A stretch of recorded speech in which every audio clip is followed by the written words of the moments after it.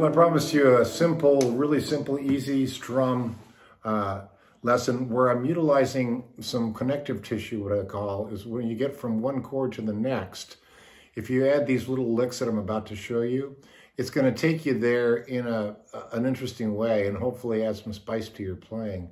Now you can use this type of thing in any key, but D is a particularly good key for that. And why, you may ask? Because we're able to utilize a lot of open strings in the lick. And so I'm going to take it piece by piece here. So we're starting out with just a real easy strum in D. So the strum pattern would be something like,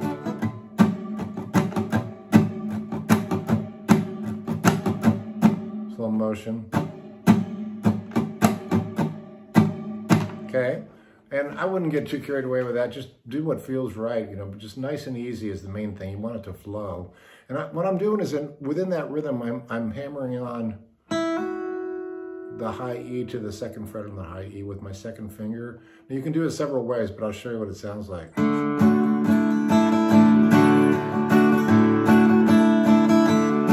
that's a hammer on. Or you can do it with your down strum. Hammer on. So I'm hammering it on, almost like a pedal steel lick. So you'll hear that a lot in country music, country blues, that kind of stuff. The next move we're going to do, when we get ready to go to that G chord, we're going to walk it up with a low E, open E, second fret, open E, and then land on the G. So, got it? Slow motion.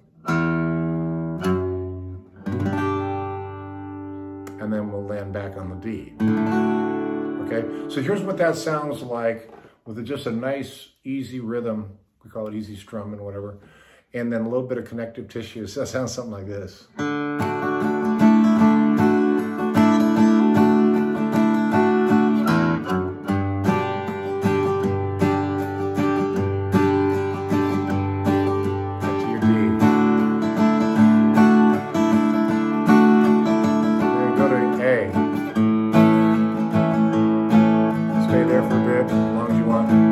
It up. So that little move there, that's how we start this whole thing. And that's an open A to a second fret A, fourth fret A, and land on your D. So that's a nice little way to intro it, okay? So bear with me here and I'll do it slowly.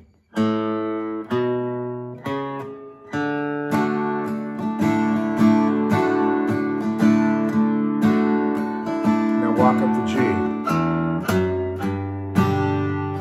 I'm hitting the cowboy G,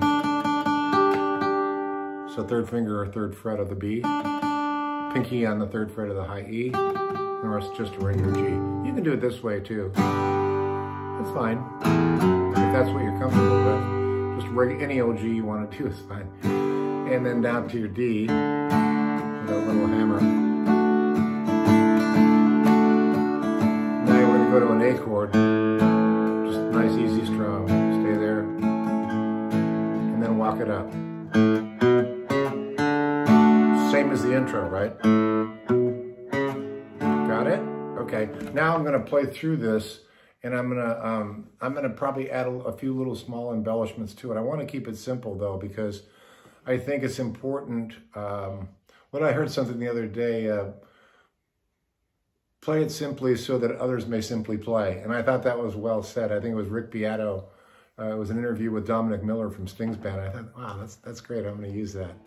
That's well said, because what I found is, you know, in my years in the studio and playing live, quite often simplicity is really what gets you there. And it gives everyone else a good base to play against or sing with, as importantly, sure. So here's the walk up. I'm going to do it in kind of slow motion at this point, so you can follow me.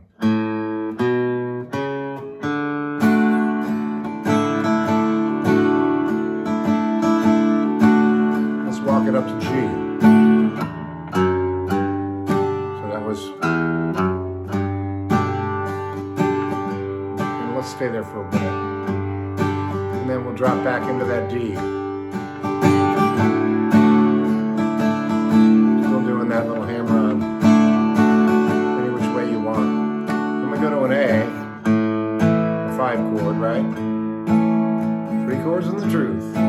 Walk It Up. Now that sounds like a lot of different songs. It sounds like I Walk the Line, Johnny Cash. I mean, I could give you an example of probably several country songs that use that kind of pattern. But what I want to impress upon you here and maybe put into your skill set is by having a little bit of connective tissue or a little bit of what I call, special sauce. It makes your whole rhythm playing, if you're doing an easy strum song, it gives it a little more personality and kind of adds a little flavor to it, right? Which I think is really important, regardless of what kind of music you're playing, whether you're playing acoustic blues, or, country blues or country, straight up country. We call it Americana now, so I don't even know anymore what that means because it's such a wide genre, but that's okay. So now I'm going to play what I just taught you. I slowed it down pretty good, and hopefully you can rewind it if you need to.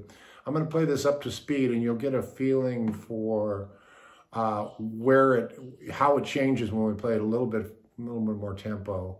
But don't worry. I mean, if you want to play it slow, play it slowly.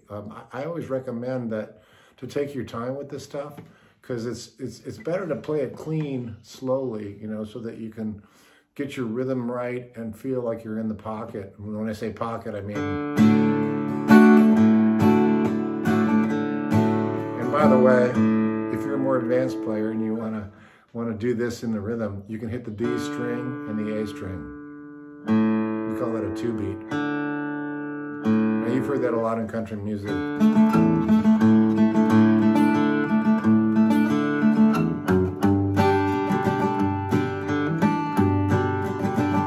Okay, so now what I'm going to do is go ahead and play the whole passage I just taught you, and actually do it in time, how I would do it with a little more tempo.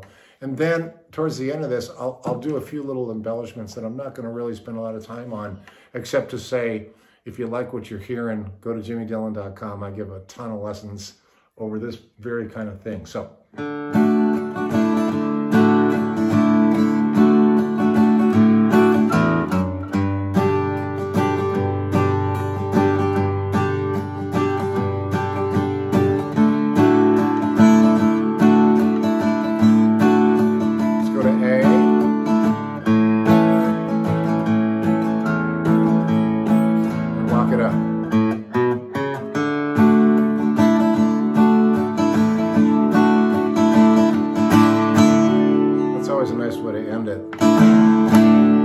Again, that's kind of a James Taylor move there, he uses that. He does a finger style, You'll hear that on Sweet Baby James. It's effective, but for the purposes of this lesson, I'm using a pick, and I really wanted to get into just some sort of real easy strum for you. And if you utilize those passing changes, if you utilize the connective tissue that brings you up to it, and can also walk you down to it. It can be quite valuable, I think. It's helped me out a lot. So it's simple, and that's part of the beauty of it, I think, is that, we're playing it simply so that the song can really find its groove, right? So now I'm going to play it with a little more tempo, and I'm going to get a little after it just a little bit more.